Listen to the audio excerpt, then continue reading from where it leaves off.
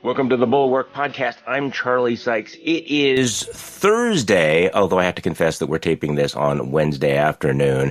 We're joined by Brian Rosenwald, political historian of the modern United States, who has a special interest in the role of media in shaping popular political cultures. He's a scholar in residence at the University of Pennsylvania, the author of Talk Radio, How an Industry Took Over a Political Party That Took Over the United States. Brian also co-founded and is senior editor of the Made by History section in the Washington Post. So, Brian, good to talk with you again. Charlie, it's always great to be with you.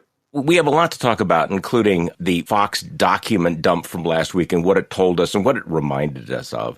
But just as a couple of things, catching up here, Marjorie Taylor Greene on the national divorce and the fact that Sean Hannity is taking it seriously, which seems so relevant to everything else that we're talking about.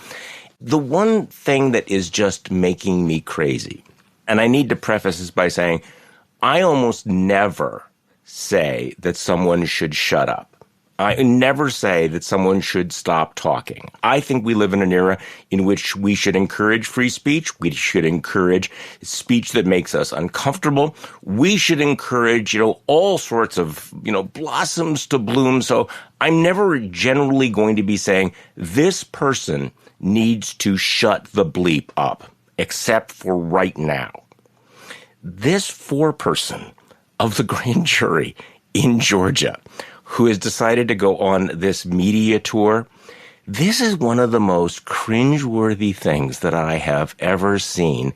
She clearly is enjoying the attention and kind of the smirking, cute, we have indictments, I'm not going to tell you. And all of the TV networks putting her on, which of course it's their job to do this. You're watching this going, no.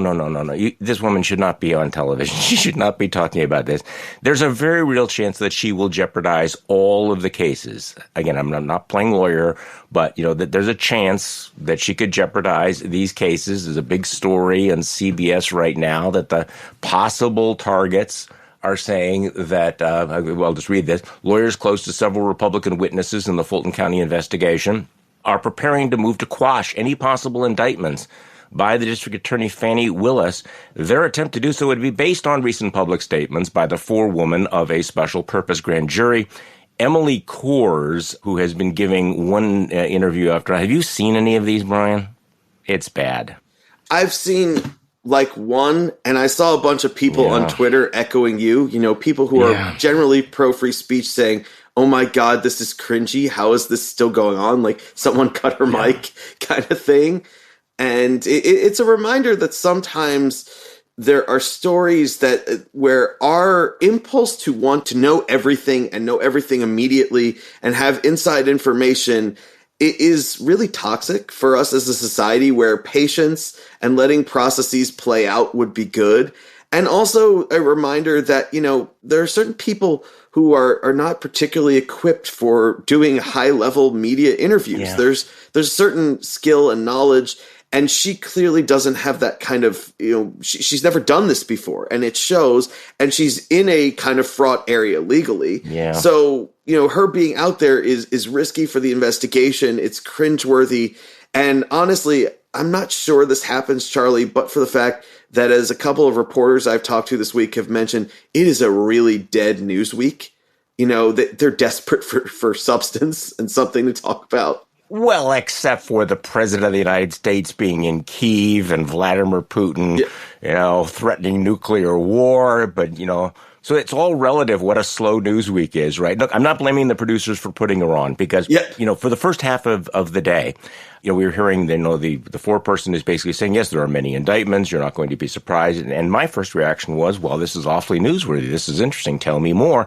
And then, of course, they told us more and more and more and more and more. And she could not, get away from the camera.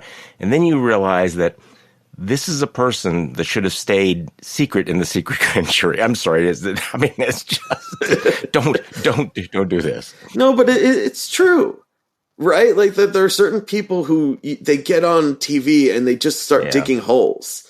And you're like, this is not going well for you. Like, please stop. I think that everybody thinks, well, I could go on TV, or I could do a podcast, or I could do any of these things.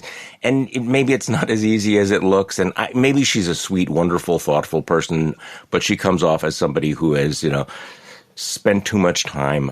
I'm going to leave it right there. I'm not going to try to insult her. It's just that what I also worry about is that she's just providing ammunition for people who will discredit. I mean, it's at the moment when these charges, are about to come down. She certainly does not have, the persona of somebody who is, serious with a lot of gravitas. Maybe it doesn't matter at all. Maybe it does not matter at all, but it's just unfortunate. And I needed to rant about it. Okay. So, Brian, you've written a book about talk radio, the industry that took over a political party. You talked to me about this, right? I mean, as a talk show guy. Okay. So you've been writing about this for some time. And my sense is that you really do understand how it works and the dynamic, the complicated dynamic between what I've called the entertainment wing of the Republican Party and the party, and the way in which for years people thought that talk radio and Fox was an arm of the Republican Party. The Republican Party sent them talking points. What I think you understood was that at a certain point, that dynamic flipped. And it wasn't the party sending the conservative media, the entertainment media, the agenda.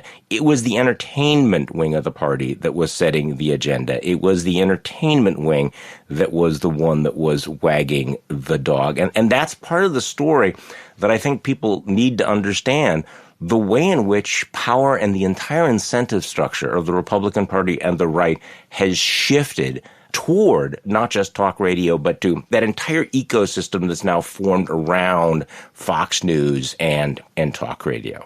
Correct? That is 100% right. I mean, and it's had two impacts. First of all, a good chunk of the Republican Party, if not, all of them, live in great fear of the day that they are going to be the piñata on conservative media. That, they're going to be the target.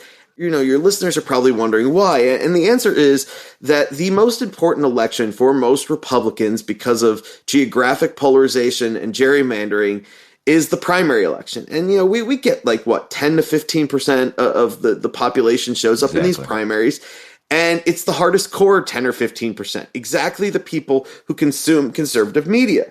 And they are influenced strongly by their favorite hosts. They might spend more time with their favorite hosts than they do with their spouses. And so what those people say matters to them.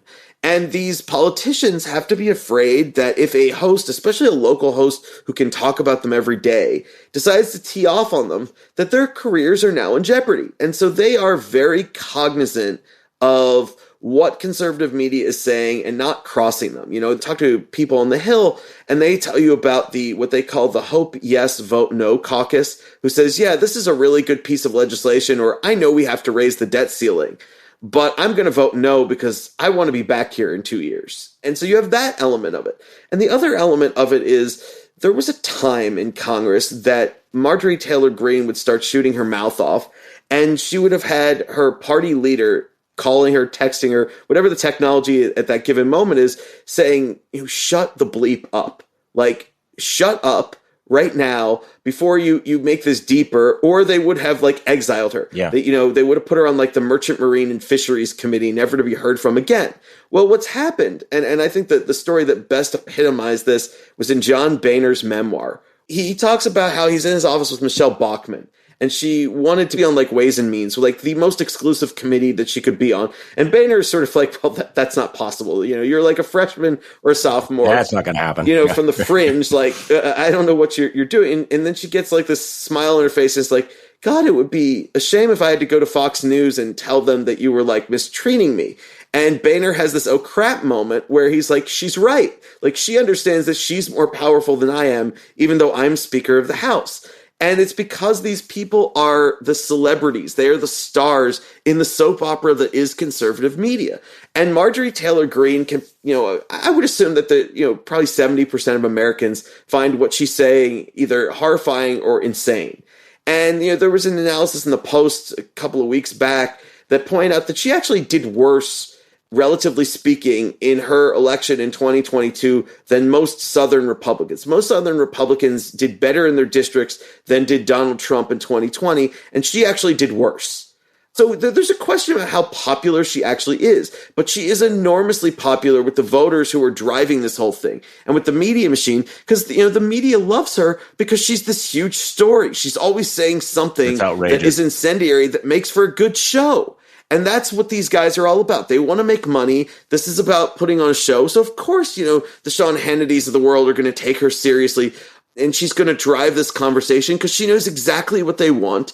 And she's got this celebrity status that means that the actual official party leaders can't really touch her without a kind of civil war in the party. And so they, tiptoe around her. And now, McCarthy has kind of openly embraced her. And this kind of trashes the Republican brand elsewhere. And it hurts them with the majority of Americans. But it also elevates her. It elevates these ideas that are dangerous. And it's a byproduct of this whole operation whereby these media players, the Tucker Carlsons of the world, are a lot more important and have a lot more power than Kevin McCarthy or Mitch McConnell does. And yet they're afraid of their own audience. This is the other point. A lot of this is bottom up. And one of the things that some of these politicians like Marjorie Taylor Greene, and I would throw in Donald Trump, that he's picked up from talk radio is that they know what the hit parade is. They know what actually people, want to hear, not what they need to hear, not what is most important, but, what gets the clicks, what gets the ratings.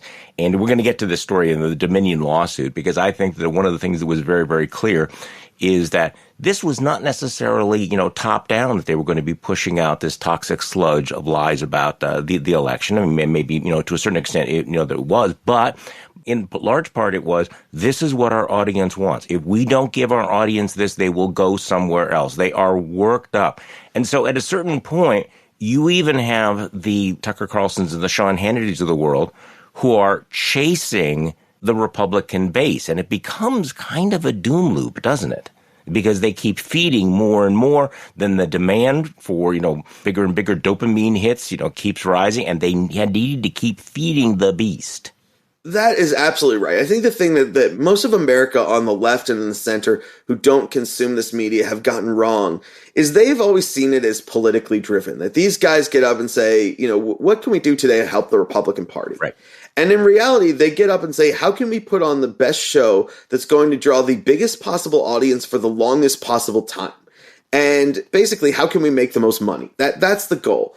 And they understand acutely what their audience wants, especially in this day of like minute by minute ratings, where they can, on TV especially, they can see, well, what segments did the best with the audience? And they have their finger on the pulse of this. And they've always safeguarded their relationship with their audience above all else. And we've seen, increasing examples of this in the last decade where, right after 2012, Sean Hannity kind of infamously said he had evolved on immigration reform. Essentially, we're not going to win if we don't do this. And whatever I said before, forget about that because we need to do this. Well, within a year or two, he had unevolved, along with other people like Rush Limbaugh, who had been, willing to at least hear the GOP out on this. And we're giving them some airtime because they realized the audience wasn't going to stand for it. And this is a key change. This is not the 1990s where there was a very small kind of world of conservative media. It was Rush Limbaugh. It was influential local hosts. It was, Michael Reagan, G. Gordon Liddy were kind of the second tier of nationally syndicated hosts. And where a host had a little bit more of an opportunity to kind of guide his audience in direction. By the 2010s, these guys, there is so much competition. They are forever concerned about losing their audience because they know that if the audience isn't happy with them, there are 5 other shows in the same day part. Or the same time slot that they're in. Or there are 5 other different websites that they can go to and get similar information. So they're buffeted by this. And maybe the best example was Donald Trump. A number of these hosts inveighed against him, in the primary in 2016, how unfit he was, how they were never going to vote for him no matter what. And then one by one, most of them, with yourself being one of the few principled exceptions, I remember, came around on him. Mark Levin saying, well, this is not a vote for Trump, but this is a vote against her. And then Glenn Beck kind of contorting himself saying, well, the left drove me into his arms or something like this. And, it really crystallized for me. I think it was the day or 2 days after my book came out. I was on with a set of random conservative hosts from like Denver. And the host basically admitted, he said, I was a Ted Cruz guy and my audience brought me around on this. And the way that translated for me was I understood that if I was going to, not be with Trump, I was going to lose my audience. And that's way more important than anything else to me. And that's what you see is that they are afraid of their audience. They are afraid of being in a place where their audience is not, and having the callers, call up and say to them, well, what happened to you? You used to be one of the good guys, No, wait, I haven't changed anything. Okay, yeah. So just parenthetically, because I've told this story many, many times, what you're describing is correct. And this was kind of the shock of 2015 and 2016. I was on the air for 23 years and had a very intimate, strong relationship with the audience. In fact, they were very much with me through the Republican primary in Wisconsin, anti-Trump. Wisconsin was very, very much an outlier. But the phenomenon that you're describing is very real. There are so many other voices. The conservative ecosystem had grown. And I think that the audience began to, more insistently demand a kind of tribal loyalty, a safe space. They wanted their priors reconfirmed. I think they understood how fraught it was to go along with Donald Trump. So in many ways, it made them more thin-skinned, that they wanted the defenses. They didn't want to hear the critique. And so as 2016 rolled on, I realized that I had already planned to leave, but that I was going to lose the audience. By losing the audience, it was, people who you'd known for 10 years who were going, what happened to you? And because I'm an only child, it was easier for me to say, okay, then I'm gone. I thought about this, Brian. I don't think that I could have done that job into 2017. I left at the end of 2016. Best decision of my entire life. But I don't know, because there's no business model for conservative media that was criticizing Trump. The audience was absolutely livid at any criticism. And you have, the social pressures, you have the political pressures, you have the economic pressures. As I look at other talk show hosts, they either caved in or they said, forget it, I'm moving on, I'm going to go into the ministry or I'm going to go into something else. But they vanished. And it was exactly the phenomenon that you're describing.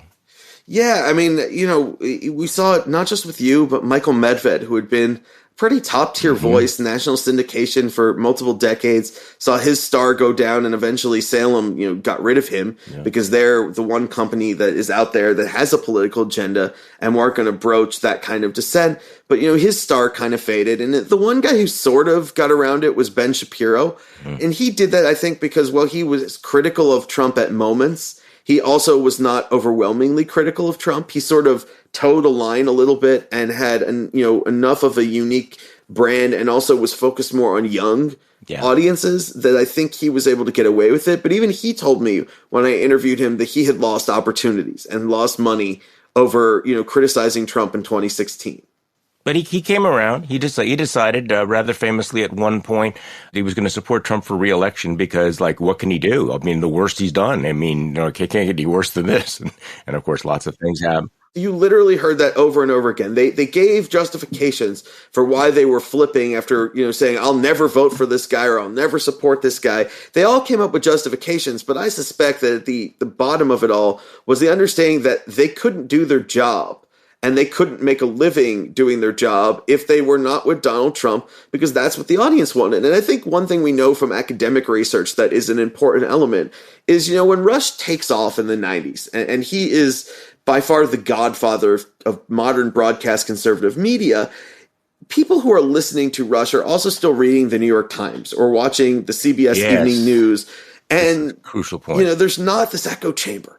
And by the time you get to 2016 or 2020, these people are able to live in a kind of hermetically sealed world where they wake up in the morning, maybe they flip Fox and Friends on.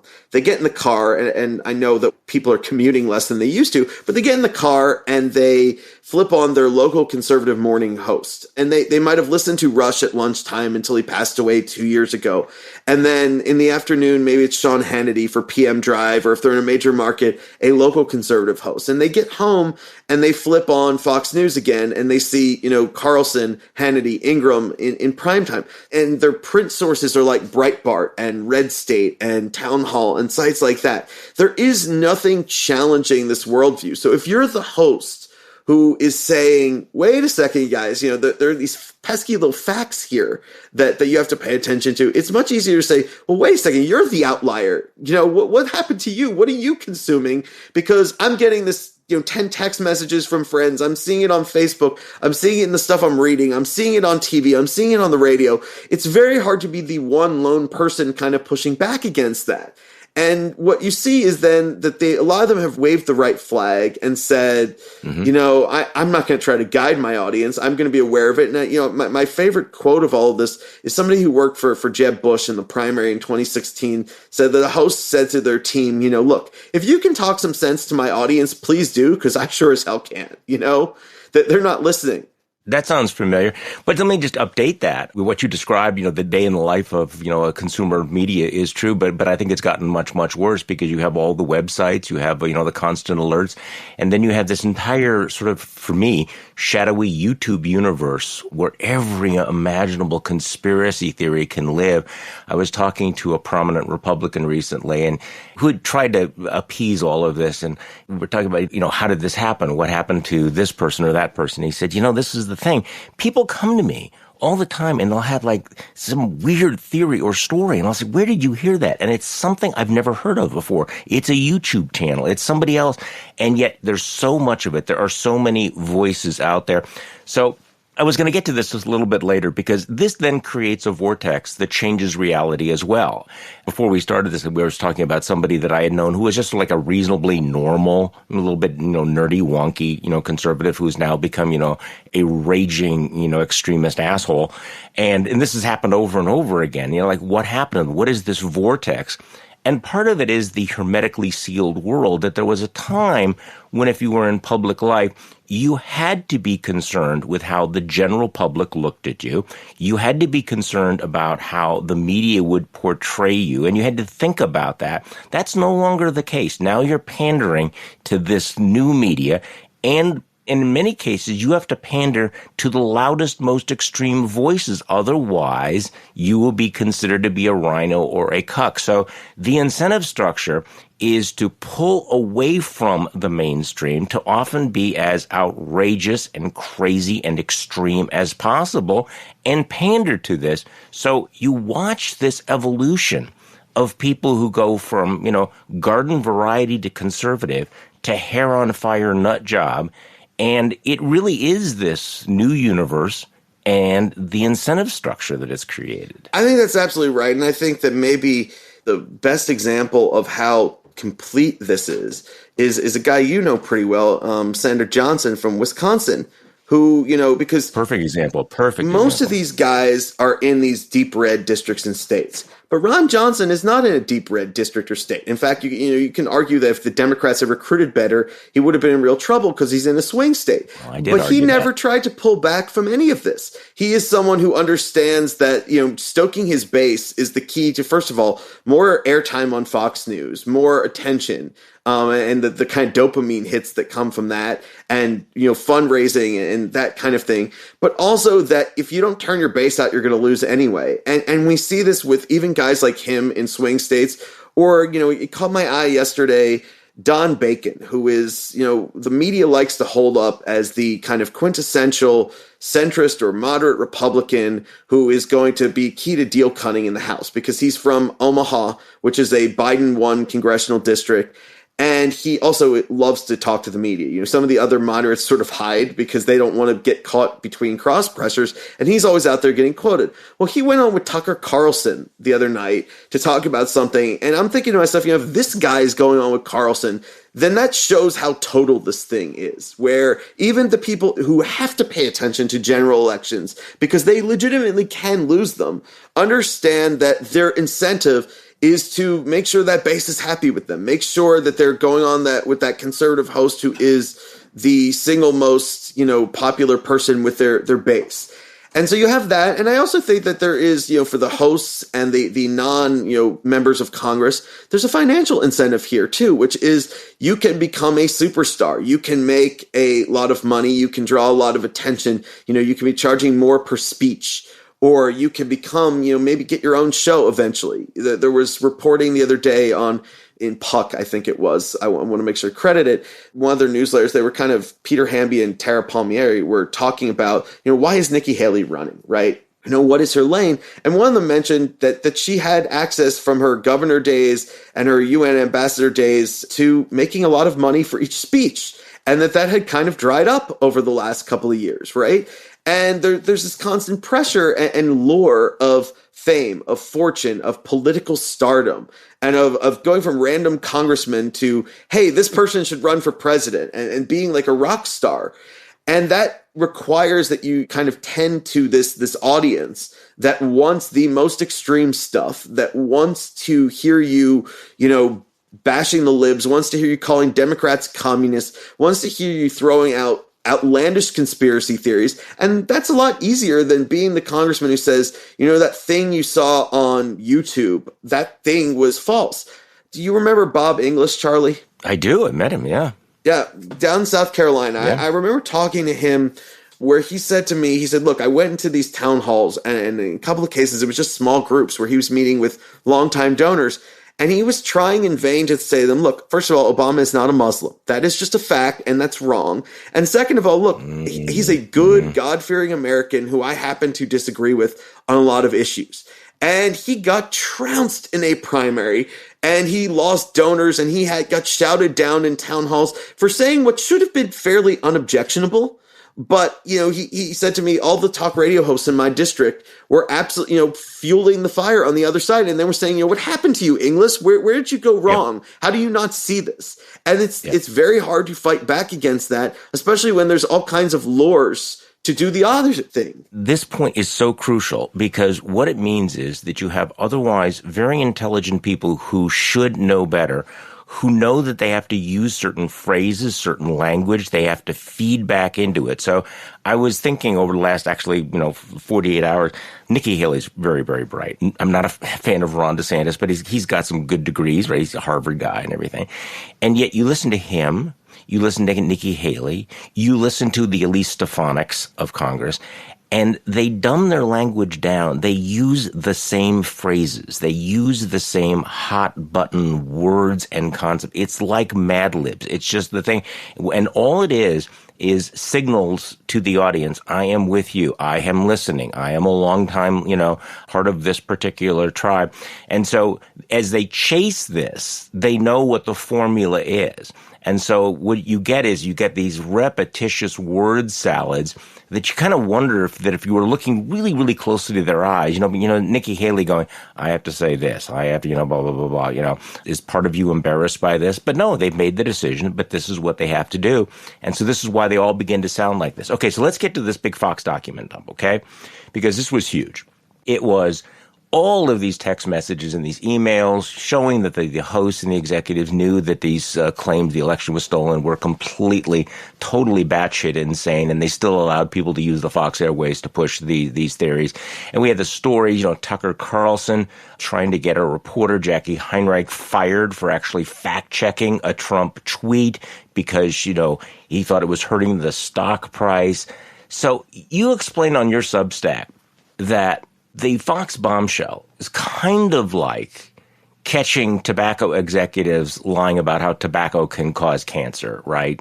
But at the same time, it's not really all that surprising for conservative media now. So did we learn anything that we didn't already know about these guys? I really don't think so, Charlie, because what it did is it exposed everything that if you dig at it, like when I was working on my book, you see glimpses of this. It just exposed that in a very real way.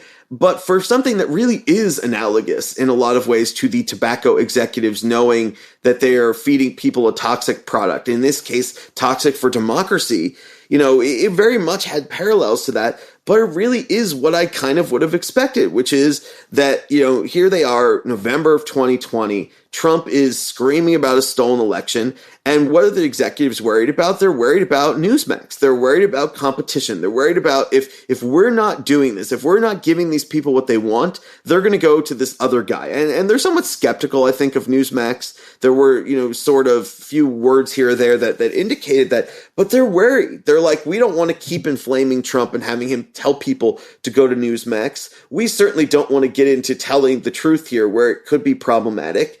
And they're sort of like, we have to do this. I mean, we have to be on board with this or we're going to lose the audience. We know where the audience is. And I think Carlson had one quote in there. I don't remember if it's from a text message or an email, but he was, sort of saying like, our audience are good people and they genuinely believe this. Yeah. As in, I'm not going to insult them by telling them that they're wrong or they're being misled or any of this kind of stuff. And it shows why this whole thing is so toxic, because there's literally nothing that they won't do or say if they think that they need to do that to safeguard those ratings. I think that was the one kind of new thing, is I always sort of thought, that this was the basic pattern, but that there was probably some line maybe that they wouldn't cross. And what we've seen now, and I think we've seen it most clearly with both January 6th and the election lies and the tandem fact of Carlson especially pushing lies about the COVID vaccine.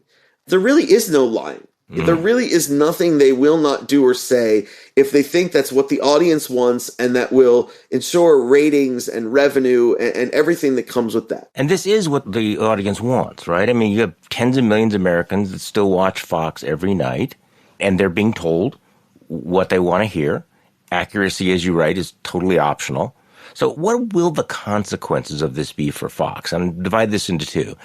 What do you think of the legal case against them? Because, of course, there's a high bar in this country about going after, media entities. Dominion seems to have a pretty compelling case, but again, there are defenses, $1.6 billion. But then the question is there any fallout for the audience that's basically being told, yeah, we were lied to? Let's start with that one. That's easy because I actually don't think it's going to hurt them with their audience.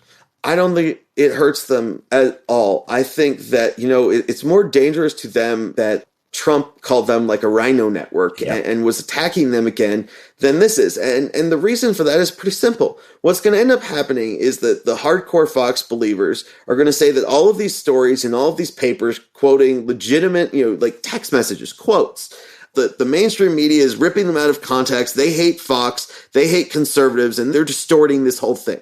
Maybe it would have been different if we had like audio recordings and they could legitimately hear the people's voices. But they're just going to write this off as the mainstream media is so hopelessly biased and they're attacking Fox, and it won't hurt them at all. All right. What about the lawsuit? What do you think about that? I've never seen what I think is a better case to get around the absolute malice standard that is so high for defamation. Fox is going to try to sell this as, look, these were legitimate issues that our audience was interested in, and we were, quote unquote, covering them. Yeah, because there's an exception for covering stories, even if they're false, if you think they're newsworthy, that you're covering them. And they're going to say, we weren't endorsing them. We were bringing guests on to ask them questions.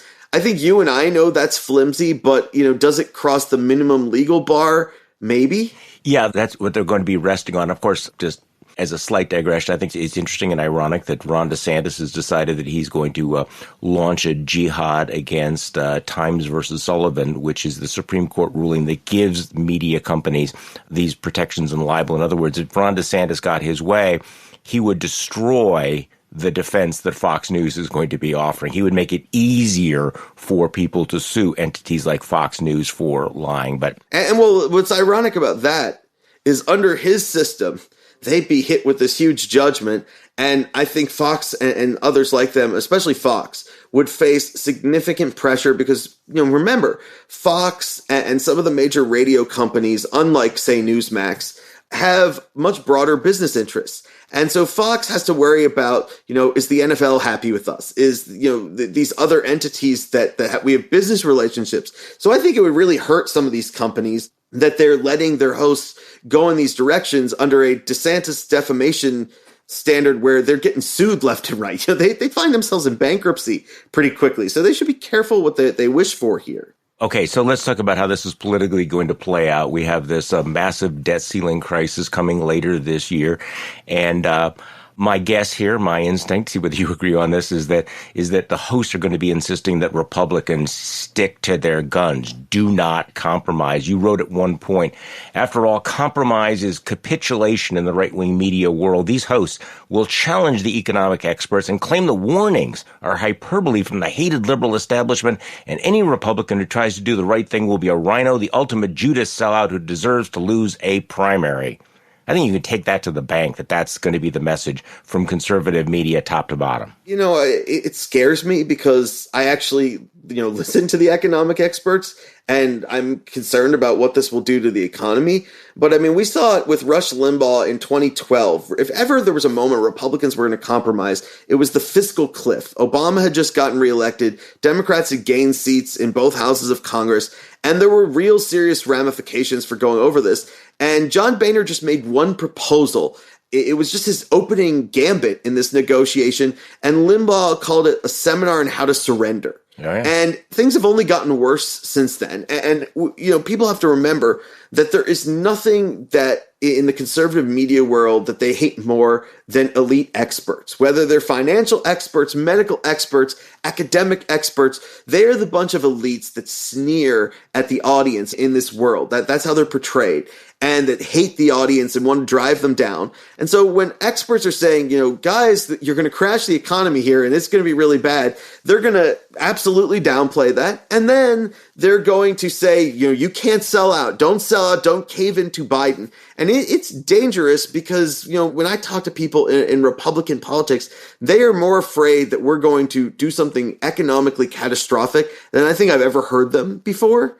And this is a real danger, and it's driven in part by the might of conservative media and the fear these guys have of their next primary.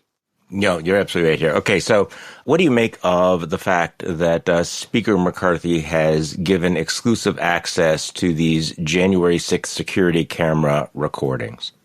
I think it is a reminder that the most powerful voices in the Republican conservative coalition are these broadcasters, first and foremost. Yes. And I think Carlson has probably, with Limbaugh having passed away, ascended to be the most important of these voices, especially because he is a rock star in a lot of corners. This big Vanity Fair piece that people are talking about this new kind of conservative thing out in the West. One of the people interviewed said, who I think she was 9 months pregnant, was like, I would go work for Tucker Carlson if he decided to run for president, even though I'm 9 months pregnant. He is like the ultimate hero in a lot of these circles. And so it reflects his power. It also, I think, does shine a spotlight on something that doesn't get enough attention. We saw glimpses of it with the text messages that came out through the 1-6 committee.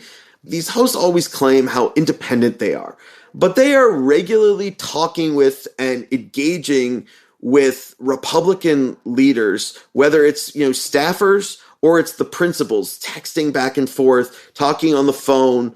And the Republican leaders are always trying to kind of curry favor. And as you said at the beginning of our conversation, look, the power here is not the Republican leaders anymore. It is the hosts themselves. Boehner had an instance with Sean Hannity where he basically called him up, and in true John Boehner fashion, he was probably, puffing on a Camel and drinking some Merlot. He was like, what the fuck, Hannity? I feel like I can swear when it comes to John Boehner because it's John Boehner. But he said, we used to play golf, we used to be buddies, and now you beat the crap out of me every day on the airwaves. And, these guys are trying to prevent that. That's what McCarthy is worried about. He knows that it's sort of in the hearts and minds of the base that they don't really trust him. They see through him as much as everybody else, that he's pretty transparently about what's going to give him power, what is going to make Kevin McCarthy keep him in power, that he's willing to go to great lengths. And he understands that if they start to perceive him as a rhino, as someone who is not an ally of all of their extreme demands, that he's going to have real political problems. First, because his right wing is going to try to overthrow him, and he's not going to have support to kind of resist this, but also because he needs this base to keep control of the House. If he starts to lose these people, it's first going to become ungovernable, and then that they may, they have a very small majority, they may well lose that in 2024. So he's trying to protect that, and I think he probably knows on some level that he's going to, because of divided government, he's going to have to cut deals at some point that are going to infuriate the base. And he's trying to minimize the damage that he does with them in advance of that. So this is a way to kind of curry favor with the biggest voice on the right. And he's probably a guy who, if we could see into, their text messages, is probably texting with Tucker. They have some sort of relationship. And the thing I think we forget about Tucker Carlson is that this guy was a card-carrying member of the establishment for a very long time. Oh, absolutely. It came out where I wrote about it a couple months ago, but at one point it came out that he was asking Hunter Biden, the same one who he now excoriates, for help getting his kid into college. And Carlson's son works on the Hill, I think. And, this guy's part of the DC establishment. We forget he was like a 20-something-year-old kid in the 90s with his bow tie on, who was as establishment could get. And now that he's Mr. Outsider and Mr. Populist Conservative, it doesn't mean that privately those relationships have totally atrophied. So I think he's probably got a relationship with McCarthy, and McCarthy understands that currying his favor to the maximum extent possible is going to help keep him in power, at least in the short term. So the key word there is to the maximum extent possible. I mean, giving 40,000 hours of security camera footage to one guy, I mean, that's pretty dramatic. I mean, it's one thing to suck up to curry favor, but damn. And I think it's dangerous that this guy is going to shade this in whatever way he wants, and you've got an already misinformed audience and base that you're going to throw that much more red meat and misinformation at. And the irony of this, and the thing I think that these Republicans do not fully get, is this is kind of like an extortion scheme where you're like, okay, I'll just pay this off, and over time they want more and more and more. Here he is giving 40,000 hours of security camera footage. And that is a very, very, very big deal. But if he thinks that's going to buy him any leeway when it comes to the debt ceiling, or it comes to a deal to keep the government open or reopen it, that's not in Carlson's incentive. And what do these messages that we just got from this Dominion lawsuit show us? Carlson's worried about Carlson's incentives, which are, I don't want to lose the audience. I don't want to lose my money-making capacity here. If McCarthy thinks that he's doing anything other than raising the price down the line, and they're going to want more and more from him, then I think he's delusional. And I think that this is part of the problem with the GOP, that they've tried to kind of accommodate this thing for years and years and years. And what they've gotten is more and more boxed in instead. But I think that that's what's going on here, is that he's trying desperately to keep a crucial player who's at least, he needs to keep Carlson at least neutral. If Carlson's going to go out there every single night and bash the heck out of him, then McCarthy is eventually going to run into his right wing trying to overthrow him. And all it takes is one of them to file this motion to vacate the chair that will then create a new speaker vote that he probably won't be able to win. And so he knows how tenuous this all is. So let's talk about the latest example here as a case study. Sean Hannity apparently siding with Marjorie Taylor Greene on national divorce. I mean, I think we got to know that we're not going to have a national divorce. It's not practical. It's an incredibly stupid idea. But Sean Hannity is taking this seriously. Let me play a little clip from Fox News. And here's my question. How did you get to this point? I mean, I look at topics. For example, how do you reconcile defund the police and no bail laws with law and order? How do you reconcile secure borders and wide open borders? How do you reconcile energy independence with energy dependence and new Green Dealism? How do you reconcile peace through strength with people that want to gut our defense? I don't see middle ground on a lot of these issues. So what is the other answer if it's not a divorce? Well, exactly, Sean. That's the problem and where we are today. And in my life, in my world, all of my friends are regular Americans. Everyone I talk to is sick and tired and fed up of being bullied by the left, abused by the left, and disrespected by the left. Yeah. And our ideas, our policies, our ways of life have become so far apart that it's just coming to that point. And the last thing I ever want to see in America is a civil war. No one wants that. At least everyone I know would never want that. But it's going that direction, and we have to do something about it. Okay, so little bit of chicken and egg here. So this idea of... Charlie, did you know we were not regular Americans? Oh, absolutely. I had no doubt about that. So let's start with chicken and egg here. So this is not Sean Hannity deciding, okay, we're going to be pushing the agenda of national divorce. Marjorie Taylor Greene, is this an idea that's percolating out there? Is this a real thing? She says everyone I talk to wants to do this. Where's this coming? I'm trying to get, drawing the chart in the ecosystem for how an idea like this ends up on primetime Fox News with people scratching their chins thinking, let's discuss the possibility of a quasi-civil war and breaking apart the United States. So where's it coming from? Do you know? I don't know where it originated. I don't know, who was the starter of this, but it is something that is circulating in certain corners of the right. I saw Jesse Kelly, who's a talk radio host, and this helps explain why Hannity is engaging this. Kelly is sort of in the next tier or the tier below that of national conservative media. And he is talking about how this is probably the best case scenario and this is inevitable. And one of his tweets really jumped out at me. He said, because, the government is run by communists and they would throw you in jail if they could for your beliefs. And this is the kind of thing that's stoking it. And the thing is, I don't know who originated it, but why is this idea living on? Well, it's living on because of the Jesse Kellys and the Marjorie Taylor Greenes who are now planting this in the minds of that conservative base.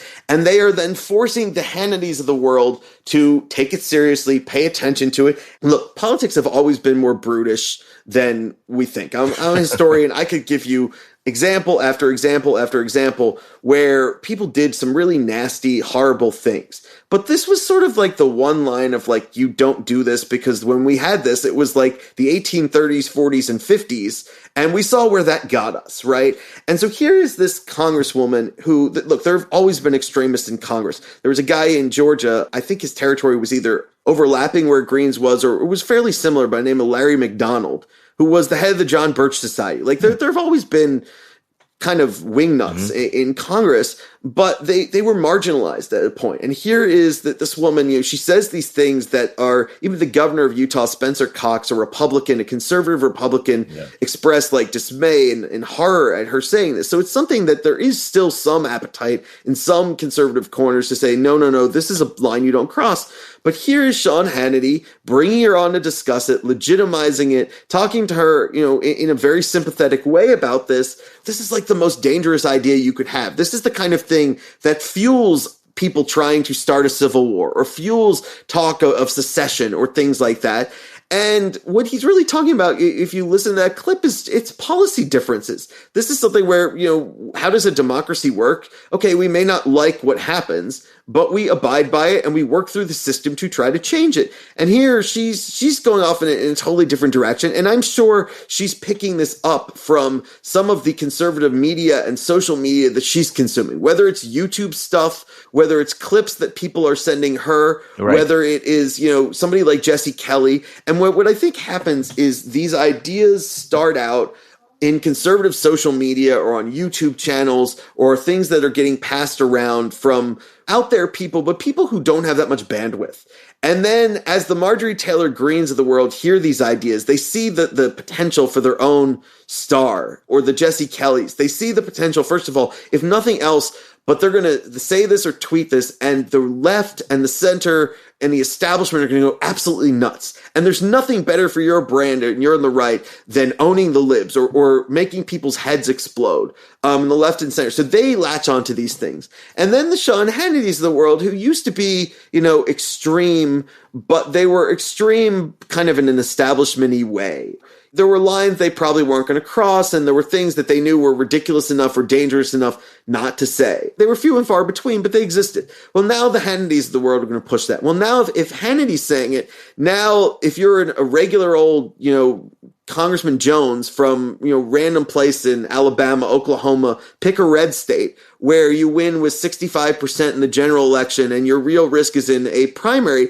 Well, now you can't come out and excoriate this without risking a backlash against you, without your base voter saying, well, wait a second. if Marjorie and Sean are saying this, you're the guy who's out there, Congressman. You're the one who doesn't get the danger here. You're the guy who doesn't understand how bad things are right now and how our values are under siege. So what you're going to do now, if you're that congressman, is either you're going to kind of latch onto this in some way, or you're just going to keep your mouth shut. And now there's no one trying to beat this back with these voters. And more it gets, into the body politic or into the bloodstream of the political right.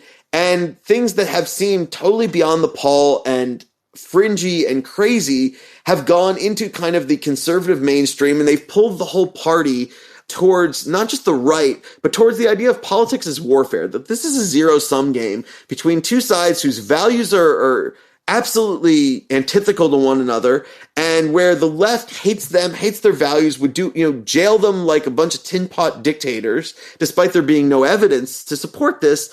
And it just stokes fear, and it stokes anxiety, and it could be leading us down a very dangerous path. Well, just a couple of days ago, I was talking with Will Sommer, who's got a new book about QAnon and the way that QAnon, it says 10 million adherents, and you have supporters in position of real influence. I mean, this is this process of ideas that used to fester in some corner of the fever swamp that now are moving into the mainstream. So, ideas like this, I like to kind of, track them. Like, where did it start? How is it being spread? What is the role of this?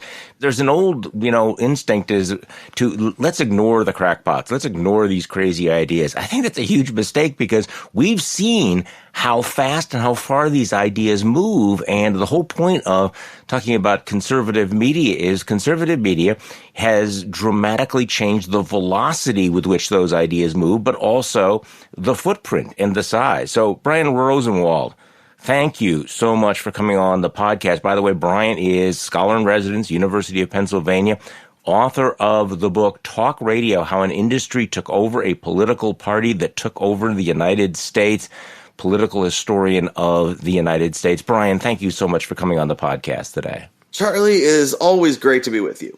Thank you. And thank you all for listening to today's Bulwark Podcast. I'm Charlie Sykes. We will be back tomorrow, and we will do this all over again. The Bulwark Podcast is produced by Katie Cooper and engineered and edited by Jason Brown.